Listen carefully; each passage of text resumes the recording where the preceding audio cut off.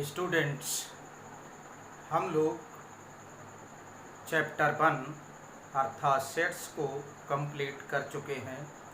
अब हम लोग चैप्टर नंबर 2 स्टार्ट करेंगे। स्टार्ट करने से पहले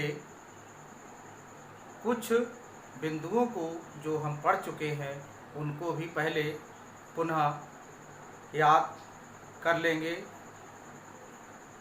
जैसे पिछले टॉपिक में हम लोगों ने विभिन्न डिफरेंट ऑपरेशंस अर्थात समुच्चय पर विभिन्न संक्रियाओं को पढ़ा था, जिससे नए सेट्स का निर्माण हुआ था। जैसे सम्मिलन, इंटरसेक्शन, कॉम्प्लीमेंट्री सेट। तो सम्मिलन में दो या दो से अधिक सेट्स को सम्मिलित किया था, जिससे एक नए सेट्स का निर्माण हुआ था। इसी तरह इंटरसेक्शन में दो या दो से अधिक सेट्स का इंटरसेक्शन निकाला था, जिससे एक नए सेट्स का निर्माण हुआ। इसी प्रकार अन्य। अब हम नेक्स्ट टॉपिक में एक नई संक्रिया को पढ़ेंगे, जो कि दो समुच्चयों का कार्तीय गुणन कहलाती है। Cartesian product of two sets और थ्री सेट्स भी होता है। दो या दो से अधिक समुच्चयों का कार्तीय गुणन। लेकिन कार्तीय गुणन पढ़ने से पहले हमें एक बिंदु पर और ध्यान देना होगा, जो कि बहुत ही महत्वपूर्ण है, जिसे हम कृमित युग्म कहते हैं। तो इन कृमित युग्म और कार्टेशियन प्रोडक्ट को पढ़ने के पश्चात तब हम पहुँचेंगे रिलेशन पर, संबंध पर, और संबंध को जब पढ़ लेंगे तब पहुँचेंगे हम फंक्शन पर, क्योंकि रिलेशन के कुछ विशिष्ट रूल के अंतर्गत फलन को लिखा जाता है। तो सबसे पहले आइए कृमित युग्म अर्थात ऑर्डर्ड पेयर। पेयर माने होता जोड़ा, कृमित माने क्रम का जोड़ा अर्थात क्रम से लिखी गई वस्तुओं का जोड़ा, जिनमें वस्तुओं के स्थान पर संख्याएं भी आ सकती हैं। तो इस टाइप से सबसे पहले कृमित युग्म ऑर्डर्ड पेयर का अध्ययन करेंगे, जो हमने लिख रखा है। जब दो वस्तुओं को किसी निश्चित क्रम में लिखा जाता है, तो इस प्रकार प्राप्त होने वाला युग्म जो युग्म जिसे हमने ब्रैकेट में जोड़ा या पेयर होता है, उसे हम कृमित युग्म कहलाता है। प्राप्त होने वाला युग्म कृमित युग्म कहलाता है। तो इस प्रकार कृमित युग्म हम निर्देशांक ज्यामिति में भी पढ़ते हैं। किसी बिंदु को डिनोट करते हैं तो वह एक अद्वितीय बिंदु होता है, यूनिक पॉइंट होता है, जिसे हम कृमित युग्म कहते हैं। जैसे ये यहाँ पर कोऑर्डिनेट प्लेन है, X X dash, Y Y dash, O origin है।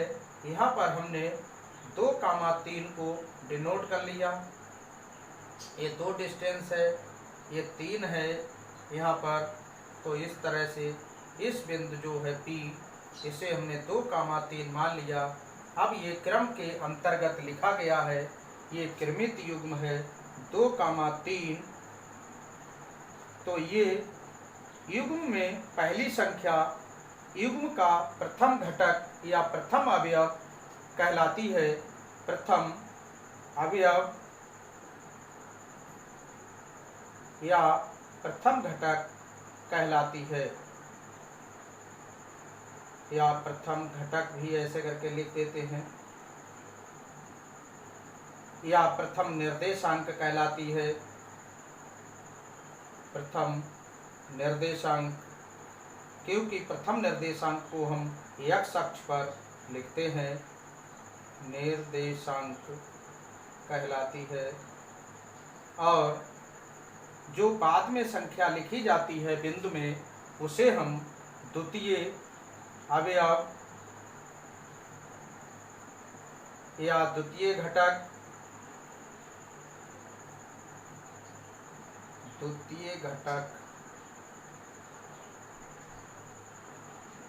या द्वितीय निर्देशांक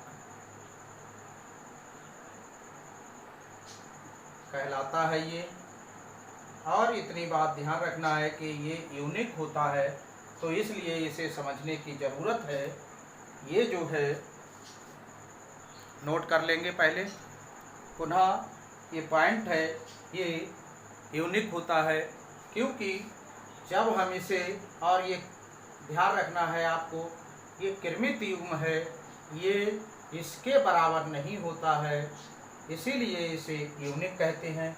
क्योंकि ये x अक्ष पर दूरी है, ये y अक्ष पर डिस्टेंस है दी हुई, और यहाँ ये 3 x अक्ष पर आ जाएगा और ये y 2 आ जाएगा यहाँ।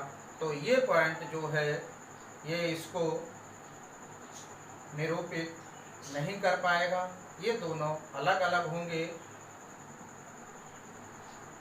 इस टाइप से इसे हमने क्यों मान लिया, ये 3 हो जाएगा और 2 हो जाएगा, इसलिए इसकी स्थिति भिन्न होती है। इसलिए क्रम का बहुत बड़ा महत्व है। इसी प्रकार हम और भी देख लेते हैं कि जैसे हम यहाँ लिख देते हैं कि राम पुत्र श्री दशरथ लिख दें, ये तो प्रचलित है। तो ये कृमित युग्म बनेगा राम कॉमा दशरथ। इस टाइप से यदि हम इसको इधर लिख दें और इसको इधर लिख दें तो ये क्रम भंग हो जाएगा, अर्थात ये उल्टा हो जाएगा, ये महत्वहीन हो जाएगा। इसका अर्थ उल्टा पड़ जाएगा कि दशरथ पुत्र श्री राम, इस तरह से ये गलत हो जाएगा। इसलिए कृमित युग्म में क्रम का बहुत बड़ा महत्व होता है। इसी तरह हम अन्य भी चीज़ें लिख सकते हैं, जैसे किसी देश की राजधानी, अगर हमने पहले देश लिखा है, देश का नाम बाद में राजधानी लिखा है, तो देश के नाम को कृमित युग्म में लिखेंगे तो ब्रैकेट में देश को पहले लिखेंगे, राजधानी को कामा लगाकर बाद में लिखेंगे। यदि हमने ऊपर देश और राजधानी लिखा, पहले राजधानी लिख दिया बाद में देश लिख दिया, तो ये गलत हो जाएगा, कृमित युग्म नहीं रहेगा, क्रम के आधार पर रॉन्ग होगा।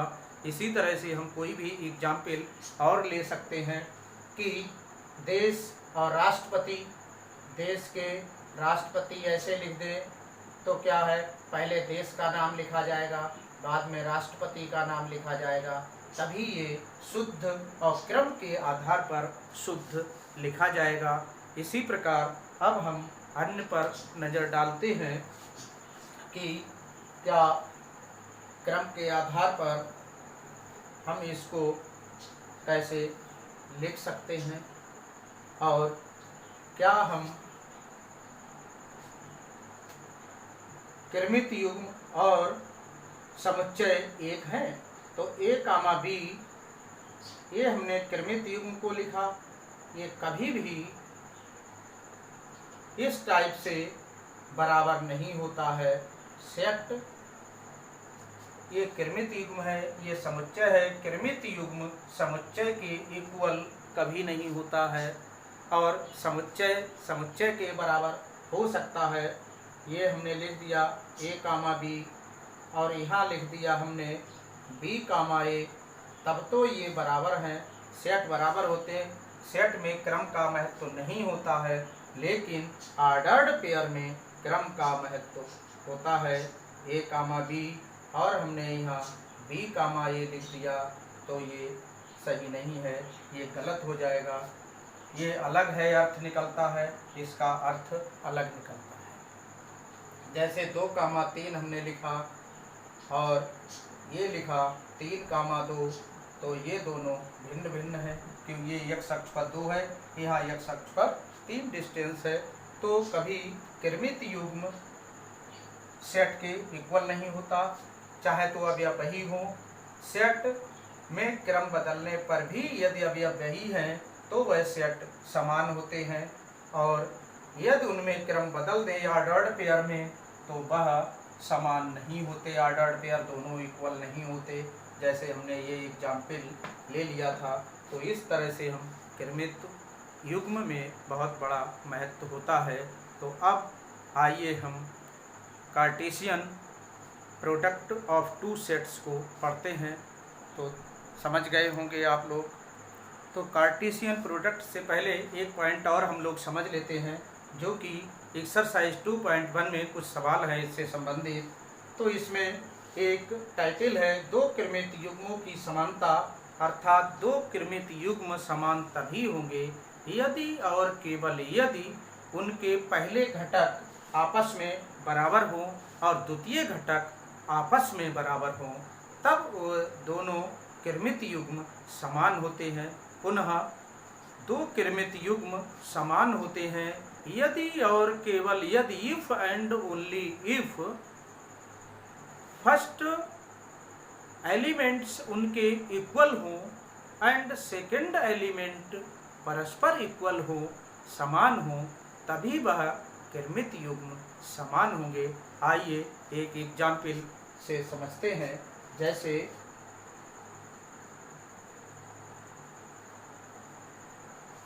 ए कामा बी और यहाँ सी कामा डी दो ऑर्डर्ड पेयर हैं जो सेम है। ये सेम कब होंगे? जब A is equal to C हो and B is equal to D हो। ये पहला अवयव पहले अवयव के बराबर हो, दूसरा अवयव दूसरे अवयव के बराबर हो, तब ये क्रमित युग्म दोनों समान होंगे। जैसे एक और एग्जाम्पल ले लेते हैं। x plus 2y comma y is equal to 3, तो x और y के मान ज्ञात करने हैं। तो ये दोनों बराबर लिखे हैं।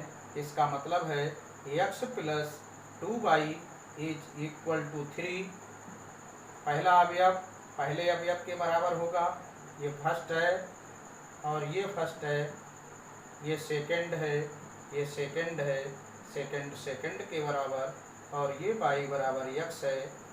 ये इक्वेशन 2 ले लिया हमने। अब इसमें समीकरण 2 से y का मान समीकरण 1 में रख देंगे।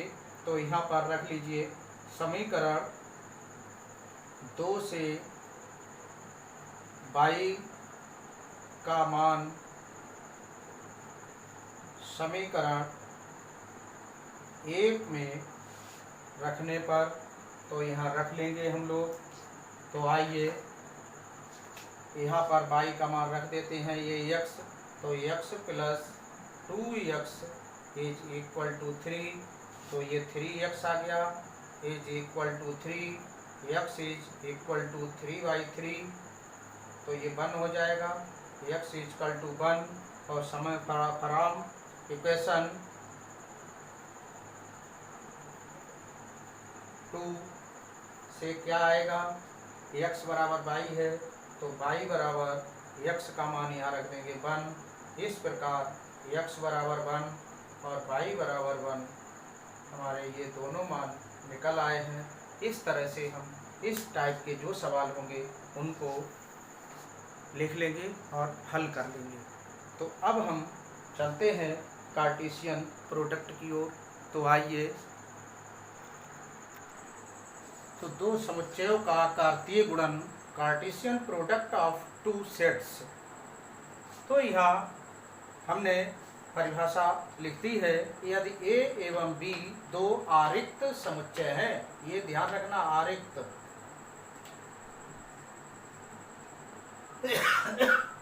समुच्चय है, तो A के अवयवों को प्रथम घटक तथा B के अवयवों को द्वितीय घटक लेकर बने सभी क्रमित युग्मों का समुच्चय A एवं B का कार्तीय गुणन कहलाता है। A के प्रथम घटक, तो A को पहले लिखेंगे जिसे A क्रॉस B से प्रदर्शित करते हैं। अतः A क्रॉस B बराबर A, B ऑर्डर्ड पेयर के रूप में लिख दिया। अब कार्टेशियन प्रोडक्ट आप ध्यान रखना है कि ये क्रमित युग्म के रूप में लिखा जाएगा। पहले समुच्चय का पहला घटक, दूसरे का दूसरा घटक, और A belong to A and B belong to B लिख देते हैं, नोट कर लेंगे। तो इसे हम ऑर्डर्ड पेयर के रूप में A, B belong to A cross B इस टाइप से भी लिखते हैं। A belong to A and B belong to B इस टाइप से लिख लेते हैं, नोट कर लीजिएगा। अब ये हमने एक एग्जाम्पल ले लिया है, सेट A बराबर दिया है, सेट B बराबर दिया है, तो A क्रॉस B अर्थात A और B का कार्तीय गुणन ज्ञात करना है। इसे कार्तीय गुणन कहते हैं। Cartesian product of sets A and B भी कहते हैं। तो इसमें A क्रॉस B के लिए लिखा है कि अभी दिया था कि A पहले लिखा है तो A के प्रथम घटक माने जाएंगे और B बाद में लिखा है तो द्वितीय घटक B के माने जाएंगे। तो B है। अब इसको हमें क्रमित युग्म के रूप में बनाना है। तो पहले हमें A के अवयवों को माना लिखेंगे पहले हम। तो क्या हो जाएगा, A और A का प्रथम घटक है सभी अवयवों के साथ, द्वितीय घटकों के लिए जाएंगे A, 1 A, 2 A, 3।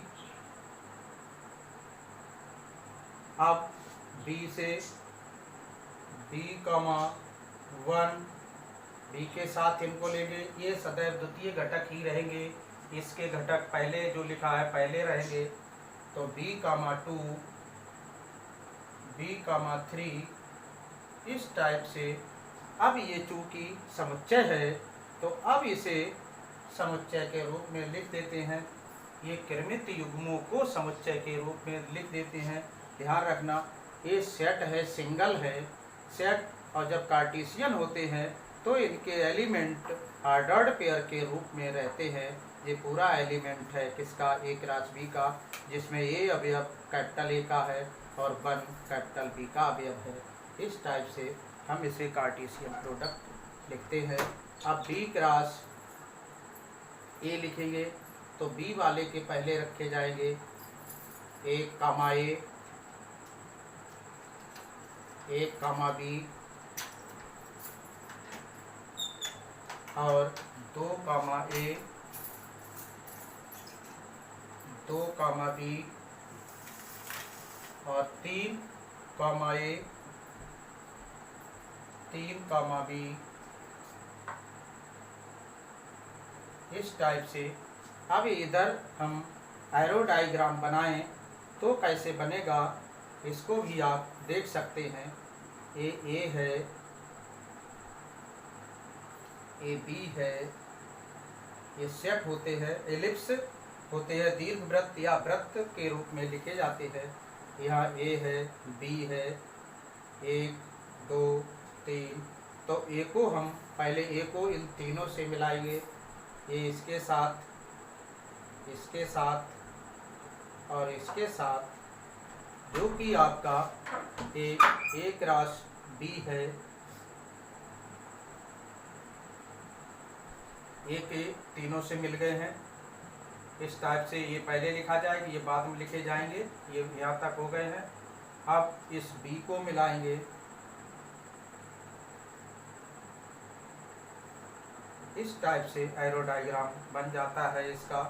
अब B क्रॉस A को निकाले तो B वाले को इधर और A वाले को इधर, यहाँ 1, 2, 3 A, B इससे, और ये बनेंगे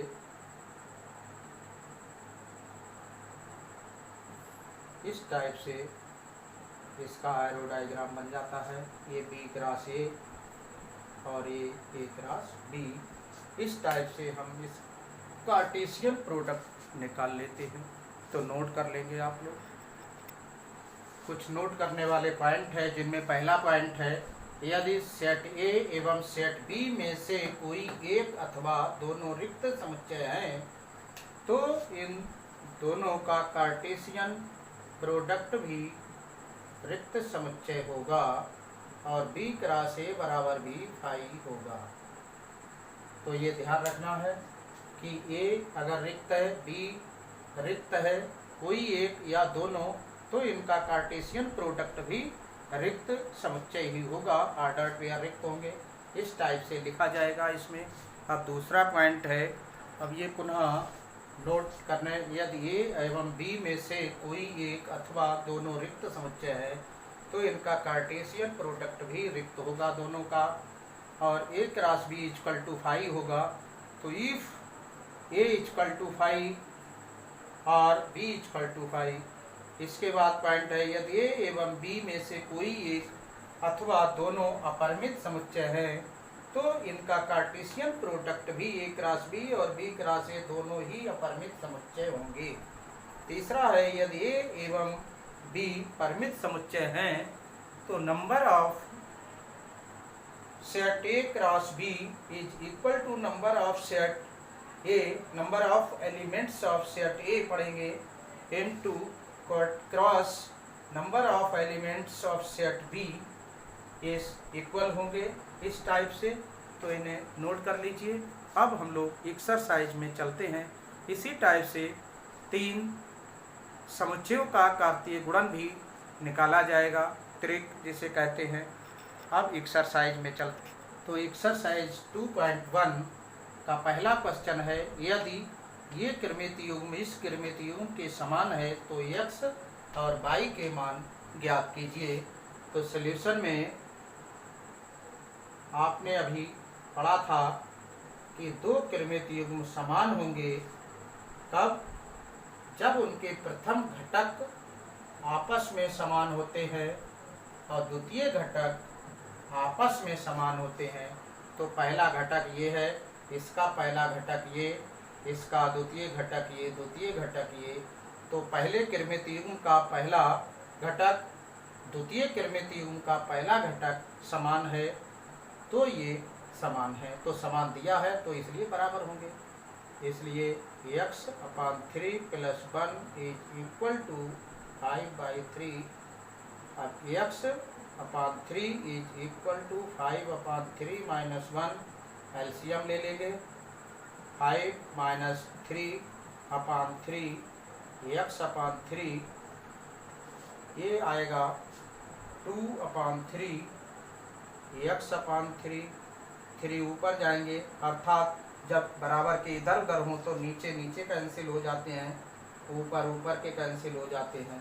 तो यहाँ से आपका ये आ गया है x इज इक्वल टू 2, ए answer x is equal to 2 हो गया है यहाँ से।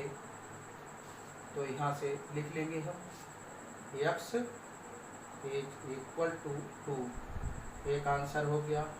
यहाँ तुलना कर लेंगे, सेकंड के बराबर होगा और इसको इधर लेफ्ट साइड में ले जाएंगे तो 1/3, ये प्लस हो जाएगा 2/3। अब ये एलसीएम समान है 3 और ये ऐड हो जाएंगे 3 एकम 3 हो जाएंगे, y इक्वल टू 1। इस टाइप से हमारा आंसर हो जाएगा x is equal to 2, y is equal to 1। ये आंसर है, नोट कर लेंगे आप लोग इसको। तो ये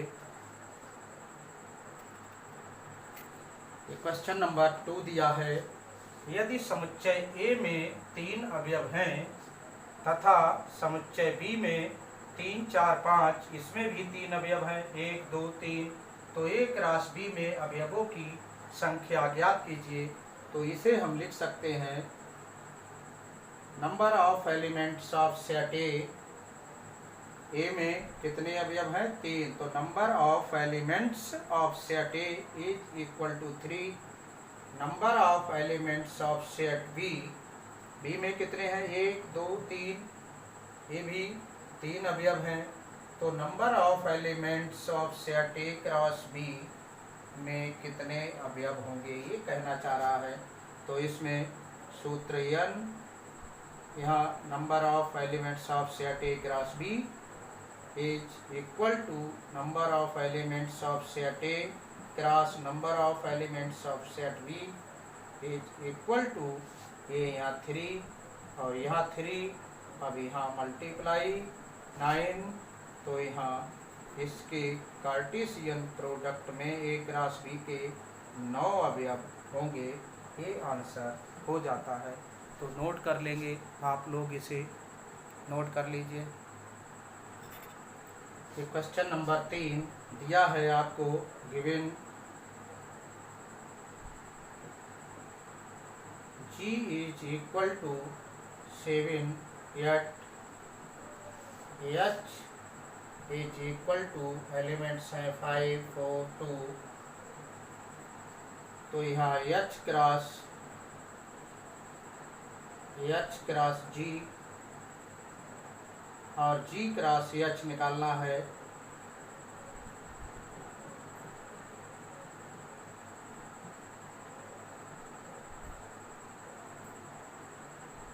तो आइए G क्रॉस H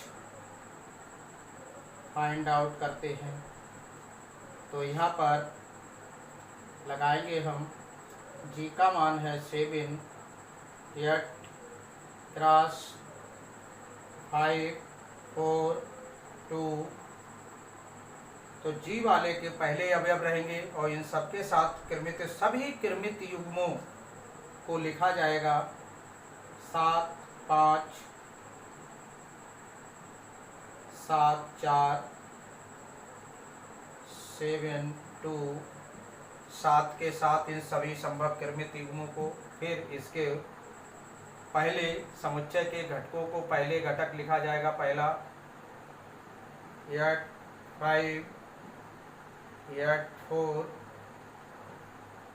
8 2, इस टाइप से लिखे जाएंगे। ध्यान रहे, जब कार्टेशियन प्रोडक्ट होगा तब 2 समुच्चय होंगे, तो इनके क्रमित युग्म के रूप में लिखने के पश्चात समुच्चय की ब्रैकेट लगेगी। इसी प्रकार से H क्रॉस G में, अब इसमें H के पहले लिखे जाएंगे, तो H वाले के पहले लिखेंगे।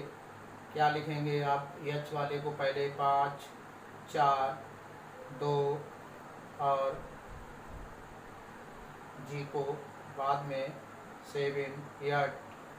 अब यहाँ लिख लेंगे आप, पहले 5 के साथ इनको बनाएंगे 5 7, पहला घटक पहले समुच्चय का होता है और दूसरा घटक दूसरे समुच्चय का होता है।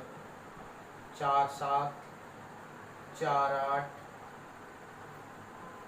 2 7 2 8, इस टाइप से ये आपका क्वेश्चन नंबर 3 कंप्लीट हो जाता है।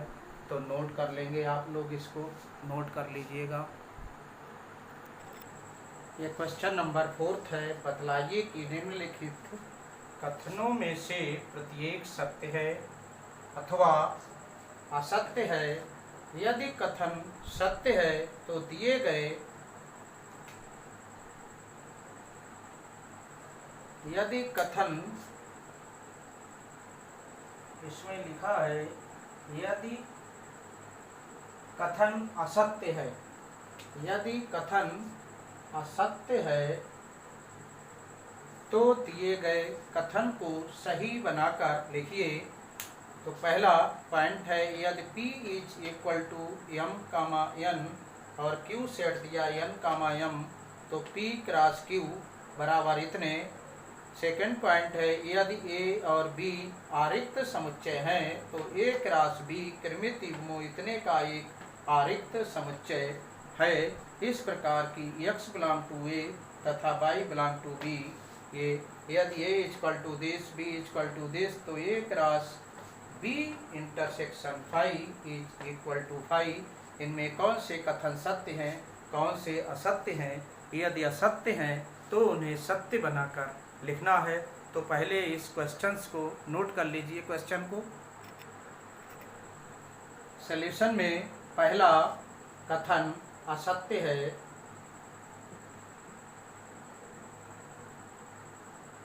अब इसे सत्य बनाकर लिखना है। तो सत्य के लिए आएगा P क्रॉस Q। ये आपको ध्यान देना है। N, M। तो पहले हम ऑर्डर पेयर M के साथ N का बनाएंगे, M, N, फिर M का M के साथ, फिर इस N का N के साथ, N, N, फिर इस N का इसके साथ, तो N, M। इस टाइप से ये सत्य कथन हो जाएगा। तो ये पहला असत्य था, उसको हमने सत्य बना दिया। अब सेकंड कथन है। सेकंड कथन में लिखा है कि यदि A और B आरिक्त समुच्चय है तो A क्रॉस B कृमित युग्मों का एक आरिक्त समुच्चय होगा। ये कथन सत्य है। तो पुनः देख लेंगे। दूसरा कथन सत्य है। क्यों सत्य है? इसके लिए हमने आपको नोट करवाया था, कुछ बिंदु थे कि यदि A और B आरिक्त समुच्चय है, आरिक्त समुच्चय है तो A क्रॉस B में कृमित युग्मों का एक आरिक्त समुच्चय इस प्रकार होगा कि पहला पहले का अवयव होगा, दूसरा दूसरे का अवयव होगा। यही इसमें लिखा है, तो ये सत्य है। तो इस प्रकार अब तीसरा कथन आपका क्या कह रहा है? यदि A equal to this, B equal to this, तो B इंटरसेक्शन फाई, तो इसमें फाई आएगा और फाई आएगा। तो एक दो समुच्चयों में से एक अगर रिक्त है तो वह उनका कार्टेशियन प्रोडक्ट भी रिक्त समुच्चय होगा। ये पॉइंट नोट किए थे आपने कि दो समुच्चयों का कार्तीय गुणन है। यदि उन समुच्चयों में से कोई एक या दोनों रिक्त हैं तो उनका कार्टेशियन प्रोडक्ट भी रिक्त समुच्चय होगा। इसीलिए यहाँ लिखा है B इंटरसेक्शन फाई, तो इनमें कॉमन क्या होगा? फाई होगा। तो इस तरह से हम इसमें ये लिख सकते हैं सत्य है, क्योंकि ये आ जाएगा, यहाँ लिख देंगे B intersection phi is equal to phi.